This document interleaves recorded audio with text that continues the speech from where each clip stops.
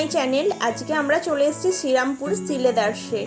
তো ভাবলাম শ্রীরামপুর সিলেদার্সে যখন এসেছি তোমাদের সঙ্গে ভিডিওটা শেয়ার করাই যাক। শুধুমাত্র সিলেদার্সই না, আমরা আজকে অনেক মার্কেটিং করব। কোথায় কিভাবে মার্কেটিং করছি না করছি সমস্ত কিছু তোমাদের সঙ্গে শেয়ার করব।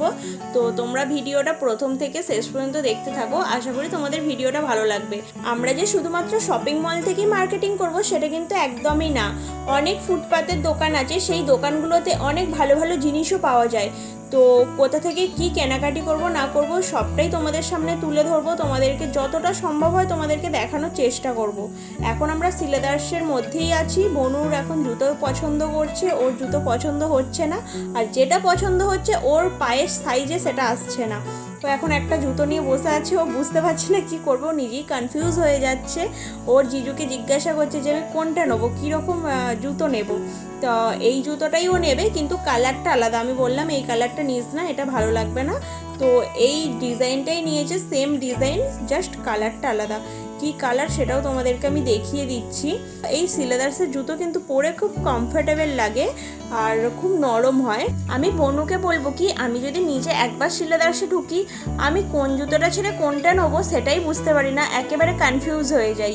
তো যাই হোক, বনু একটা জুতো চয়েস করেছে, ওটাই ও নেবে। তোমাদেরকে তো এর আগেই বললাম যে জাস্ট কালারটা আলাদা। দেখো, ওকে বলছি এই কালারটা নিতে। এই কালারটা বেশ সুন্দর লাগছে না বলো? আমার মনে হলো কি এই কালারটাই বেশ ওর পায়ে ভালো লাগছে। তো যাই হোক, ও এখন এটাই নেবে। তোমাদেরকে দেখিয়েও দিলাম যে কি নিচ্ছে। এটার দাম সামথিং 500 550 এরকম আর কি দাম।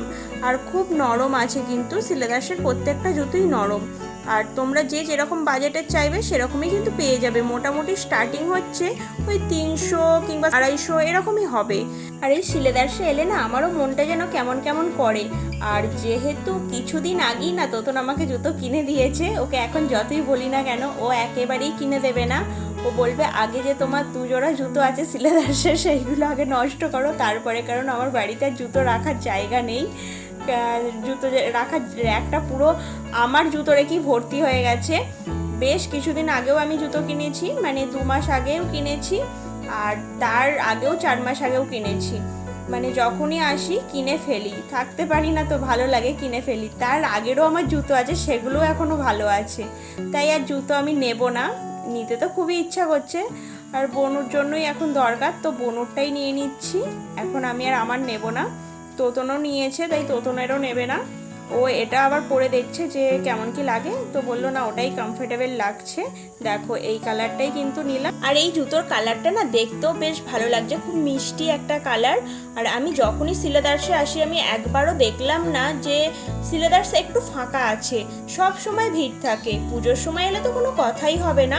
পুজোর সময় আসার থেকে না আসা ভালো, একেবারেই ভালো লাগে না। তো চলো গাইস, এবার এখান থেকে বেরিয়ে যাব সোজা এম বাজারে।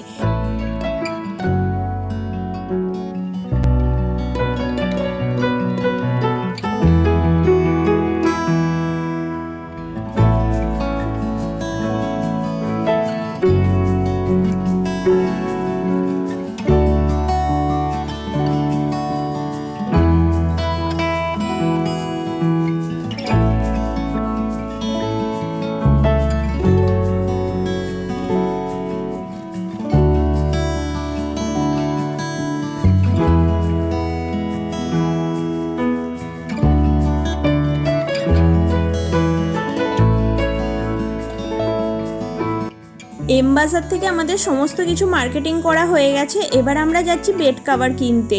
তো কি বেড কভার কিনবো না কিনবো সবটাই তোমাদেরকে দেখাবো। তো চলো যাই। আর এই দাদুর দোকানে কিন্তু খুব কম দামে বেড কভারগুলো দেয়। মানে অন্যান্য দোকানে যেমন একটু দামটা বেশি থাকে, এই দাদুর দোকানে কিন্তু অনেকটা কম রেঞ্জে দেয়, আর অনেক রকম কোয়ালিটি থাকে।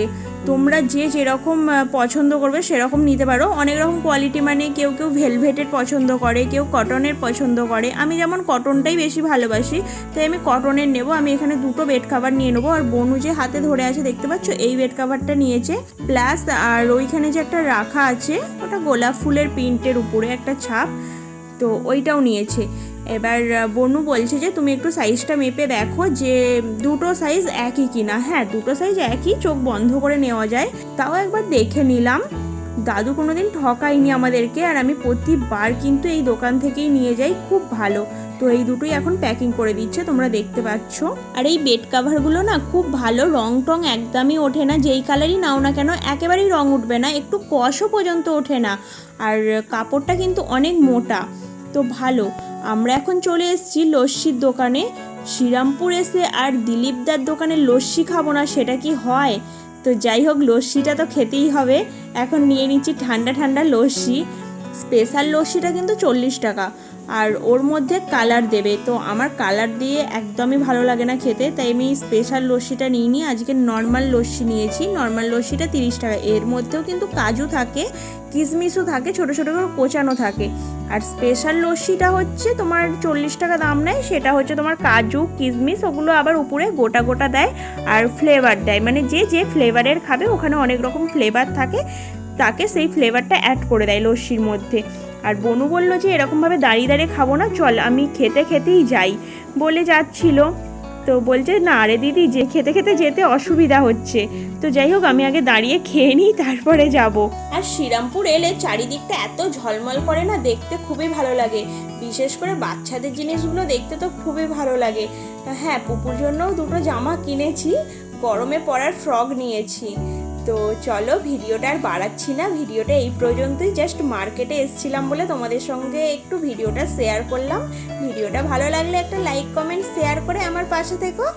তো চলো বন্ধুরা, আজকের মতন টাটা, সবাই ভালো থেকো, সুস্থ থেকো। তোমাদের সঙ্গে দেখা হচ্ছে আরও একটা নতুন ব্লগে।